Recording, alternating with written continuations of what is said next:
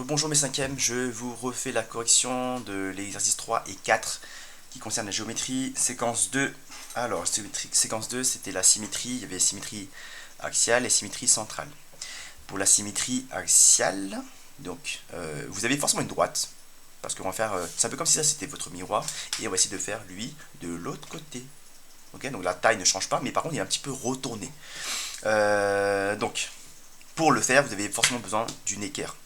Après, soit vous gardez votre équerre parce qu'elle est graduée,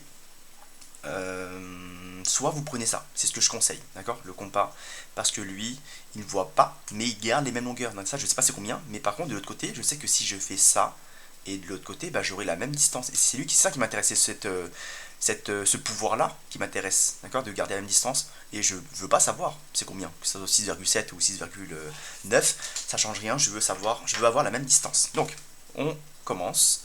Votre axe c'est comme ça. Rien ne vous empêche de tourner la feuille comme ça, d'accord? De la mettre à la verticale, ça sera peut-être plus simple à voir.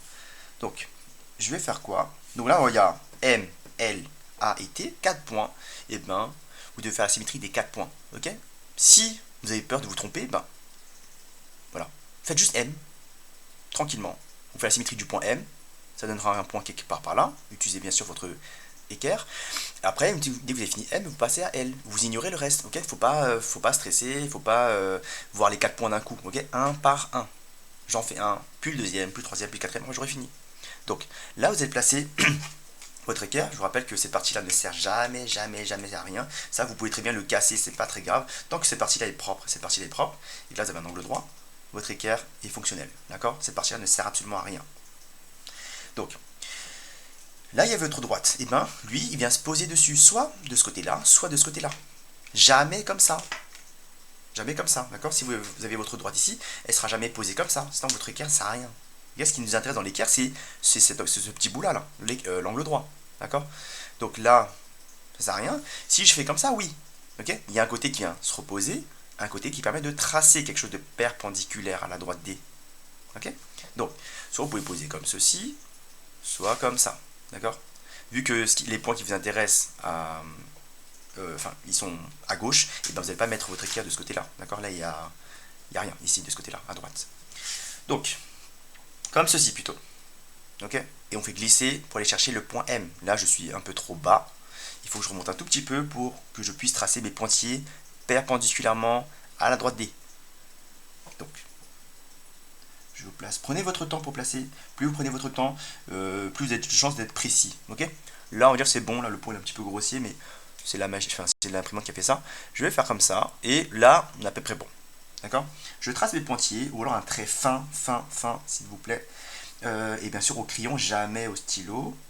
Hop, voilà, là j'ai tracé mes pointillés de M jusqu'à D. Et là, forcément, il y a un angle droit. Je peux le mettre ou pas le mettre. Là, c'est perpendiculaire.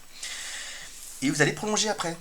Okay, vous prenez votre temps aussi, pareil, pour placer. Vous pouvez prendre votre règle ou votre équerre, peu importe. Quelque chose de droit. Et je trace de l'autre côté mes pointillés. Ok. Là, vous voyez que j'ai tracé un peu plus loin, c'est pas grave, j'aurais pu tracer jusqu'au bord de la feuille, c'est pas grave. Ce qui m'intéresse, c'est que ces distances-là puissent être reportées de l'autre côté. D'accord? C'est la distance, ok? Donc, soit vous prenez, là, si vous voulez vous embêter, vous prenez votre règle. Ici, je mesure de M jusqu'à la droite D, avec des pointillés. Ça fait quelque chose de 2,5 à peu près. À peu près, vous voyez, c'est dur à peu près. Donc là, je sais pas si vous voyez bien à la caméra, mais c'est entre 2,5 et 2,6. Et c'est un petit peu embêtant. Alors que lui, je pointe ici, je prends cette distance-là, sans savoir combien c'est, je ne veux même pas savoir, hop, je prends cette distance-là, et plus votre compas est précis, plus vous aurez quelque chose de précis. Le mien, ça passe, d'accord? Ça passe, il y a des compas beaucoup mieux que ça, beaucoup plus précis, beaucoup plus performants, mais ce qui m'intéresse, c'est que cette distance-là soit la même de l'autre côté, ok? Une fois que j'ai ça, l'interception entre les pointillés et l'arc de cercle, et ben ce point là c'est mon point M'. Ok? Là j'ai bien utilisé mon équerre à gauche et à droite. Hop, et bien là j'ai un angle droit là. Hop, un angle droit. Et cette mesure là, si là on a dit à peu près 2,5, 2,6, et bien de l'autre côté, pareil, je dois avoir exactement pareil, la même chose. Est-ce que c'est bon ou pas? Là, j'ai ouais, entre 2,5 et 2,6, c'est ça qui est un peu embêtant.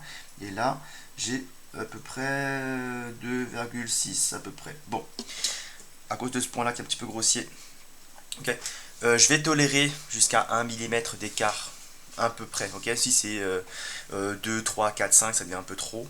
Si c'est 1 mm, ça passe. Je mettrai tous les points, pas de souci. Vous ferez pareil pour le point L, pareil pour le point A, pareil pour le point T. Donc que là, je vais faire à main levée pour aller plus vite. Sinon, c'est un petit peu trop long. Hop, comme ça. Surtout, vous faites bien sûr avec votre équerre et votre compas, c'est ce que je conseille, et cette distance-là. D'accord, ça je fais juste exprès pour aller vite, mais évidemment ça ne vous faites pas comme ça, hein. Surtout pas.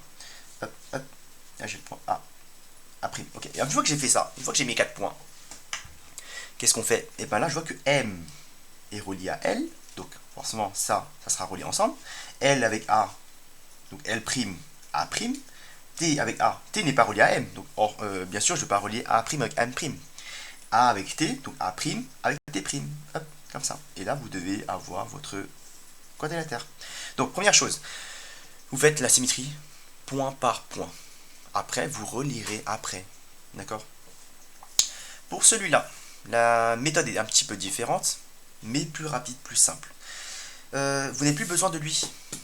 D'accord? Il n'y a plus de miroir, donc il n'y a plus besoin d'être en face du miroir. D'accord? Donc là, ce que vous allez faire, c'est prendre votre règle seulement, ou un outil de traçage. Là, vous voyez, en fait, ce qui peut gêner, ce qui peut empêcher la précision, c'est que ce point est un petit peu épais. Mais tant mieux pour vous, ça sera, je vais être un peu plus tolérant sur la précision. Donc là, je fais la symétrie du point A. Après, il y a B, C, D, E. Donc, il y a 5 points. Vous faites la symétrie point par point. Ok. Ne faites pas les 5 d'un coup. D'accord? C'est pas possible. Donc là, pareil, je vais tracer mes pointillés comme ceci. Parce que là, le but, c'est pas de faire de pas utiliser un miroir, mais le but là ici c'est de faire un demi-tour complet autour de O. Ok, O c'est votre soleil, le point A, disons que c'est une planète, et bien il va tourner autour de O. Et ça fait un tour complet, un tour de 180 degrés, un demi-tour quoi. Donc forcément il va se retrouver en face, de l'autre côté. C'est pour ça qu'on trace des pointillés pour aller de l'autre côté. D'accord? Pas ici, pas là, parce qu'on va faire un tour complet, un demi-tour. Qu'on est dans ce sens-là ou dans le sens inverse des aiguilles d'une montre, et ben on arriverait quelque part sur cette ligne, forcément. Et cette distance-là doit être conservée. Ok, donc la distance OA sera la même distance que OA'. Donc, pareil, encore une fois, soit vous voulez vous casser la tête avec ça, mesurer une fois, reporter de l'autre côté, et vous risquez d'avoir des choses imprécises, comme le 2,5 et 2,6 entre les deux, c'est embêtant, alors que lui, bah, son rôle c'est de garder la distance. Donc, je prends O jusqu'à A, et je pense que c'est plus rapide et c'est plus précis. Hop. Donc là, j'ai distance O, A. Et bien si je fais ça, hop, et ben j'ai gardé la même distance. Lui, c'est un peu comme si la mine, c'était votre soleil, et ce qui est en noir, et ben c'est votre planète qui tourne autour du soleil. Je sais pas si vous voyez bien ou pas. Ok? Donc là, c'est votre planète, ça. Et ça, c'est le soleil qui ne bouge pas, qui est fixe. Ok? Donc là, et ben là, j'ai mon point A'. On va faire un dernier pour le point. On va faire le point D, un petit peu plus loin, mais ça change absolument rien. On fait des pointillés, tac, tac, tac, tac, tac, tac, tac, tac, tac, tac, tac, hop, jusqu'à D. Ok. Donc je sais que le point D, il est plus éloigné du soleil, donc il est plus éloigné du centre de symétrie. Et bien, il va faire un tour, un demi-tour pareil. Tout le monde fait un demi-tour, hein. Tout le monde. Les 5 points vont faire un demi-tour complet. Sauf que lui, ben, forcément, cette distance-là, elle est un peu plus grande que OA. OA est plus court que celle-ci. Ok, c'est pas grave. Lui, le compas, il s'en fiche complètement. Donc on va piquer chez O ici. Là, c'est mon soleil. Là, je vais récupérer la distance par rapport à ma planète D. Donc, cette distance-là doit être la même que celle-ci. Tout simplement. Et là, j'ai mon point D'. Et bien, une fois que vous avez fait A', D', il n'y a plus qu'à faire B', C', E'. Vous aurez vos 5 points. Et après, réfléchissez bien qui est relié à qui. Donc, la A avec B, donc A', B'. A et E, donc A', E', et ainsi de suite. Et là, vous aurez votre figure. Vous savez que le résultat de ça, c'est cette figure-là qui est retournée. Ok. Donc du coup, ouais, je vais peut-être faire une bêtise, mais ça ferait peut-être... Non, je vais faire comme ça. Ouais, je vais pas le faire, ça, c'est moche. Mais ça devrait faire quelque chose à peu près comme ça. À peu près, d'accord? C'est moche, mais voilà, c'est un petit peu retourné. Ça se retourne. Ça, c'est un peu comme ça, c'était le dos. Et ben le dos, sera de l'autre côté. Là, il est vers l'extérieur, là, il sera forcément vers l'extérieur. Ok. Là, cette espèce de creux, bah, le creux sera face au soleil.